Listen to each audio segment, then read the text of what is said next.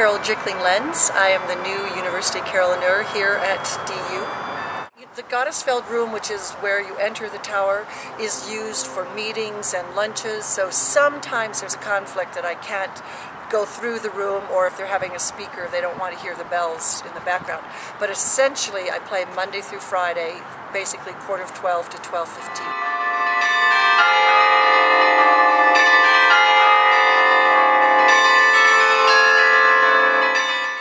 Most people say, the what? You know, that they've never heard about it.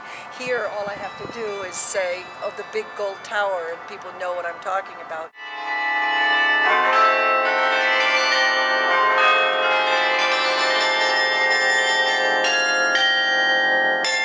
You try not to practice in public. We fortunately have a practice keyboard over in the Newman Center so that when you're learning new pieces, nobody hears you but the other people walking up and down the hall.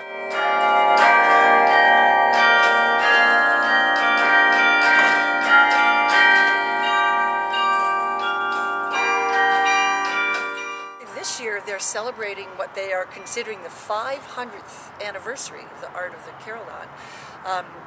It goes back to villages that would have a bell to ring for church, for closing the gate, for putting out the fires, for closing the pub, whatever, and then for ringing the time, and people would not pay attention and miss the first bong, so they put what they called a voorslag, or before strike, that would play a little tune to say to people, pay attention, we're about to tell you what time it is.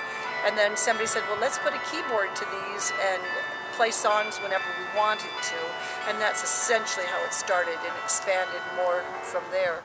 The way it works with the turnbuckles and the wires going up to the clappers and the batons, this has not changed a whole lot in all of those centuries. There's been interesting developments of how far the notes should fall, how close the black notes should be to the white notes, how close the pedals should be to the manuals, and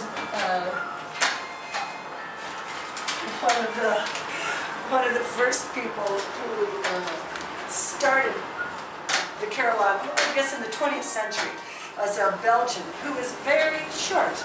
And so his feeling was the pedals should be way up here, close to the manuals. Well, if you were a short, older Belgian gentleman, that was perfect. If you're a taller North American, you were playing like this, and it didn't work. So the North Americans tended to move the pedals a little further away and not make the step from white to black quite so big. And on a large carillon like this, rounded the pedal board in a similar way that the pedal board of an organ is rounded.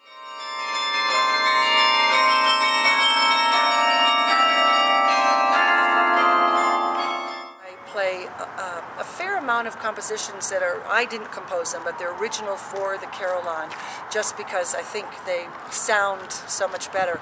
But there's a lot of things, like I'm playing a waltz, a Strauss waltz, and I'm playing a Kabalevsky piece, and playing some love songs, and so it's good to do a variety of things, something for everybody. Arrangements from other instruments for the Carillon, and pieces that are written specifically for the instrument.